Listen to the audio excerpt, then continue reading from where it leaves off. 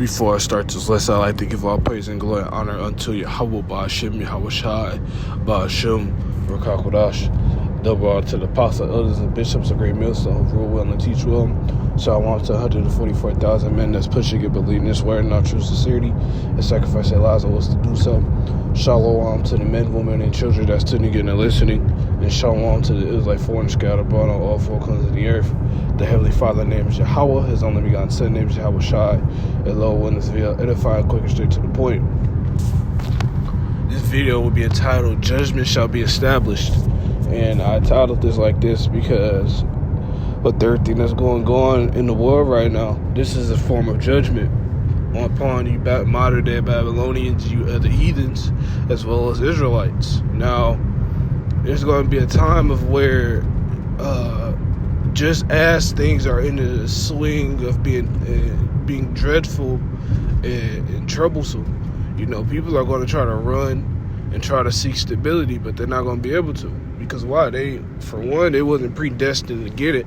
And two, that you did not care to even put your mind or put yourself in a situation to understand or to listen to what the prophets are saying. You know, in the ancient world, you know, whenever prophets are on the scene, people will at least try to understand why it's happening.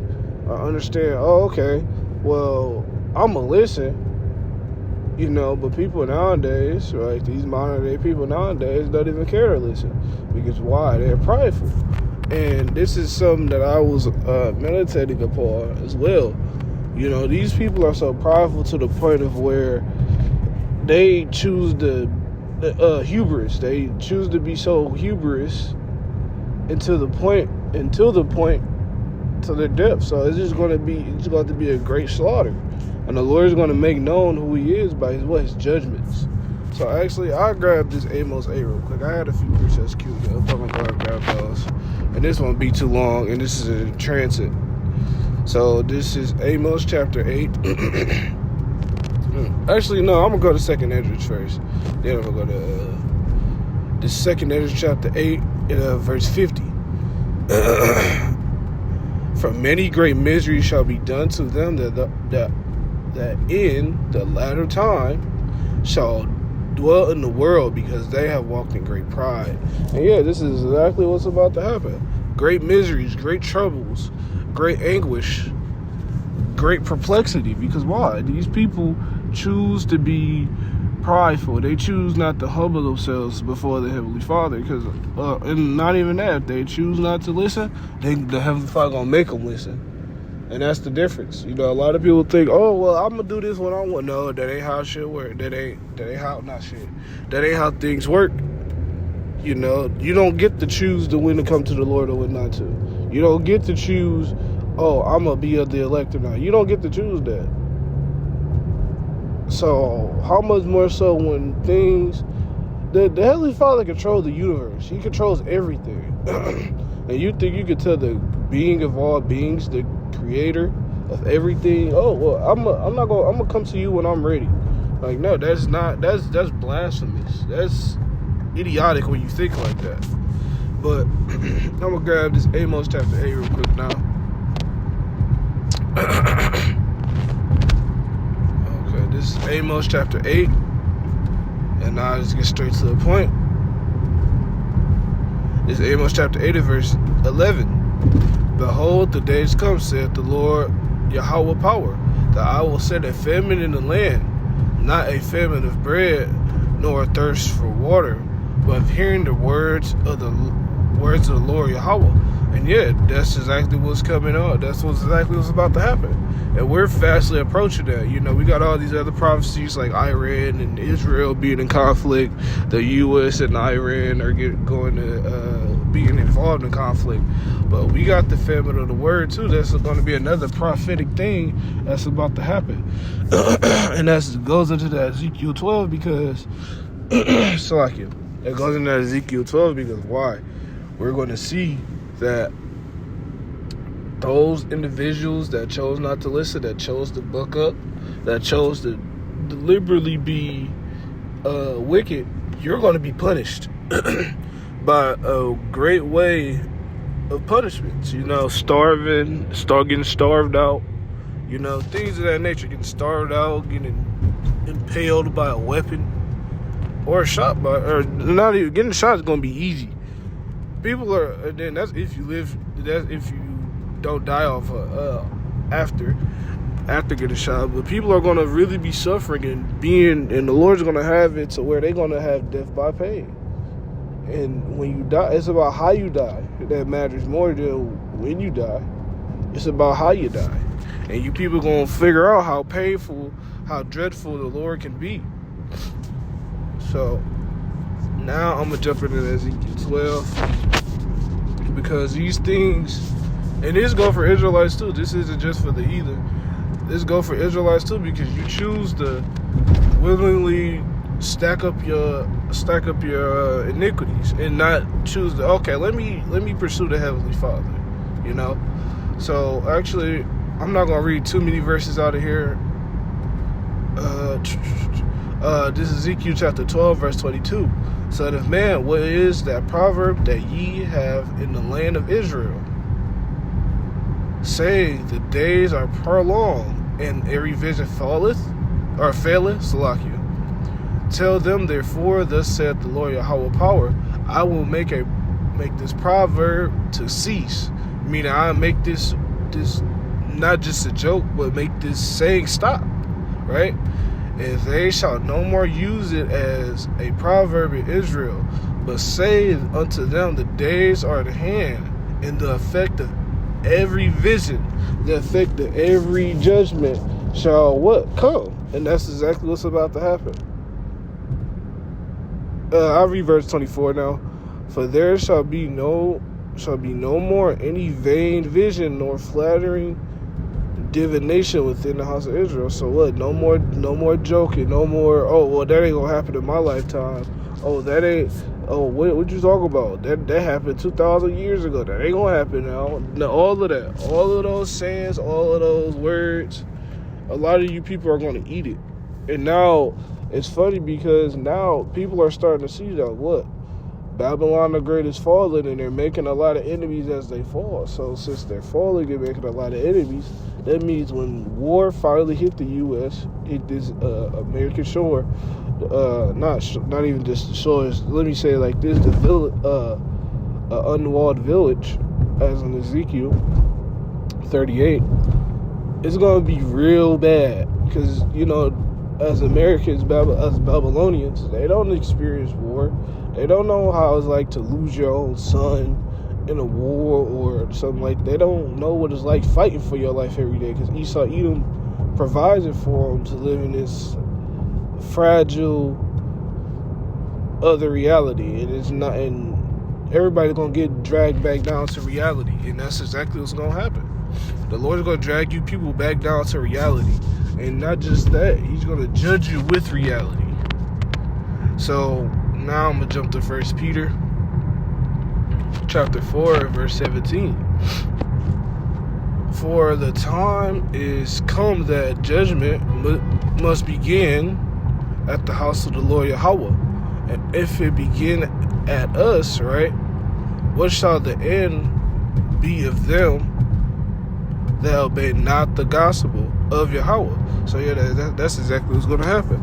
What's going to be the end of those that choose not to obey the will of the Lord, right?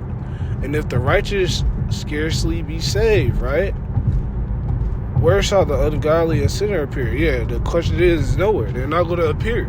Because why? Even the elect are going to have a troublesome time. Now, it's not going to be troublesome in the sense of, I'm going to die, but it's going to be troublesome in the sense of not being, how shall I word this?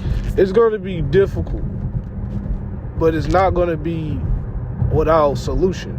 Meaning, the Lord is going to put pressure on the elect, right, to make choices to survive out here, right, through the will of the Lord, right, and having an angel. And ultimately, at the end of the day, the elect are going to be good regardless. Even though some hopeful elect, some of us might have to be put to death for this truth.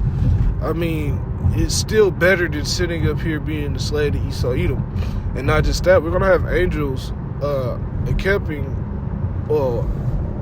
Psalms 34:7. We're going to have an angel of the Lord will encamp us round about them that fear him, right? We're going to have angels following us and watching our moves and protecting us. And not just that, we're going to get spiritual power too. So it's going to be difficult, but that don't mean the Lord ain't going to watch out. That's what we're praying for. We're praying for that protection, divine intervention. So yeah, the ungodly and sinners, right? They're not going to be saved at all. They're going to be destroyed painfully and rightfully so. Because why? You choose a lot of individuals like to come up and scoff against the true prophets of the Lord, right? You like to come up and scoff, come up and talk shit, come up and provoke us, try to do harm to us, right? All simply because we're telling you what the Lord said in his book. It's paper, to mind you, right? Even in ancient days, a lot of, there's certain things that men of the Lord would have did that really would have made people wanted to put them to death, right? Now, we can't do some of those things, right? But still, today, these people would love to get their hands on us, and that's exactly why the Lord's about to put hands on them. You wanted to harm the prophets, you wanted to talk shit against the prophets, you even wanted to see a prophet lose their job, lose their way of living. And that's demonic, bro. A lot of individuals would love to see us doing bad, as they say, right? Y'all don't even be like, I might not agree with it, but that don't mean I gotta treat them. That's these people get cut in the spirit. But at the end of the day, the Lord is gonna have it to where the elect are gonna what? Be saved and protected from all these troubles. So regardless of what we may face, the things we deal with, the Lord is going to watch out, and that's exactly what he's going to do. The Lord watched out for wicked Israelites in the wilderness, and Exodus, right? Now, a lot of them did get judged, and none of the old generation made it outside of Joshua and Caleb, right? But that doesn't mean the Lord ain't going to protect his elect. If the Lord can do for those wicked 2/3 that came out of Egypt, how much more so the elect? But let me see what else I had lined up. Oh yeah, now I'm gonna stay in Ezekiel chapter. Go back to Ezekiel chapter 7, right? So let me go ahead and grab it real quick. Grab it. Let me see. Oh, this was there.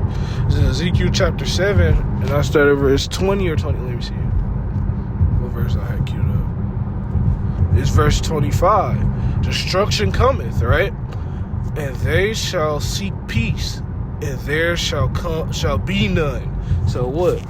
These people shall seek peace in the time of trouble, and what? It's not going to be no peace.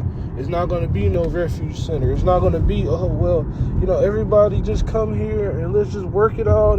No, it ain't going to be none of that. It ain't going to be, hey, bro, everybody, let's come together and come against the government. And it's not going to be like that. There's going to be none of that. It's not going to be like that at all. So what? Verse 26, mischief shall come upon mischief, right? And rumor shall be upon rumor. Then shall they seek a vision of the Lord, right? Of the prophet, Salakia. A vision of the prophet, right? But what? But the law shall perish from the priest and the counsel from the ancients. So what? They're going to try to seek out the prophets, but they're not going to find a prophet. That's why I read that Amos 8. These people are going to look for the prophets in the time of trouble, but it's going to be too late, and the Lord is going to remove the prophets. This ain't going to be, let me find the Lord now. No, it's not going to be like that at all. The Lord is going to have it to where what? The prophets are going to be removed and protected. We're not going to be worried about what you individuals looking for. We're not going to be worried about trying to prophesy to them. We're going to be worried about the Lord protecting us, because that's all that comes down to, that the Lord is going to protect you or not. So with that being said, Lord, willing this video is edifying. Before I close out, I'd like to give all praise and glory and honor unto Yahweh, Ba'ashem, Yahweh Shai, Ba'ashem, Ruach HaKodesh. Lord, willing this video is edifying, and I'll see you next one. Shalom.